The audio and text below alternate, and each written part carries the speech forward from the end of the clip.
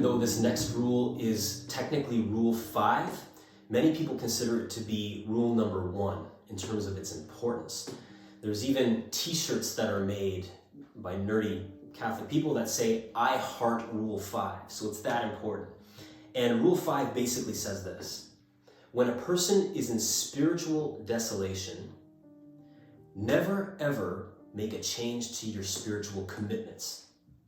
So I'll say that again. When a person is in desolation, either spiritual desolation or natural desolation, when a person's down, St. Ignatius would say, never ever make a change to your commitments. So say you've had a bad day. Your day's full of desolations of all sorts. You scraped your knee, someone criticized you, they criticized your intentions, or it's a spiritual dryness or something worse. So something keeping with rule 4, so some deep spiritual desolation. When it comes time to pray or to go to Mass, St. Ignatius would say, never skip it. No matter what you do, don't skip it, no matter how tempted you are. When it comes time to pray, for example, you might hear a voice inside your head saying, what do you think you're doing? You're in no mood to pray. Or you're faking it.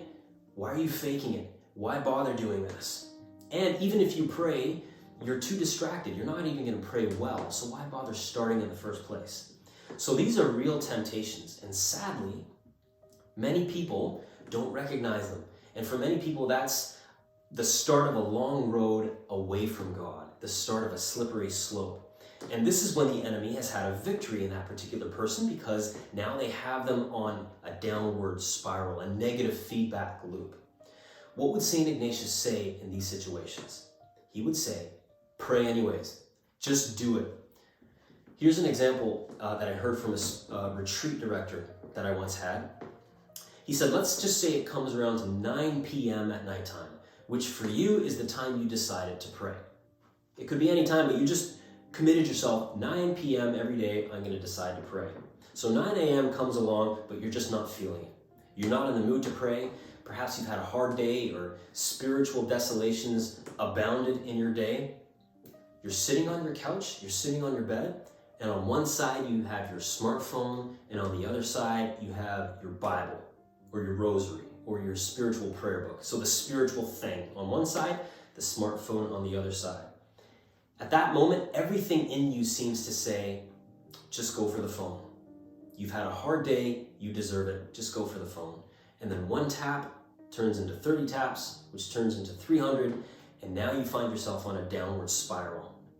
So in those situations, St. Ignatius, if there were smartphones back in St. Ignatius's day, he would say, muster every bit of energy that you have and reach for the Bible, or reach for the rosary, or the spiritual thing, whatever it is you use. You'll be glad you did, because it's all for the purpose of cutting off that negative spiritual loop, which sadly a lot of people succumb to. So here's the reason. When you're in desolation, either in spiritual desolation or natural desolation, say you've had a really bad day, when you're in that state, it's the voice of the enemy that's predominantly what you're hearing. The voice of the enemy predominates in those situations. And so any changes you're tempted to make in those situations are likely not going to be helpful. Why? Because it's the voice of the enemy that predominates. And if you're already on a downward spiral, St. Ignatius would say it's never too late to start over. It's never too late to start, and to start small. Choose something small, a 5-minute commitment to pray instead of a half-hour commitment, or going to Mass despite the fact that you're distracted. God is quite capable of taking whatever small efforts we give him and multiplying them.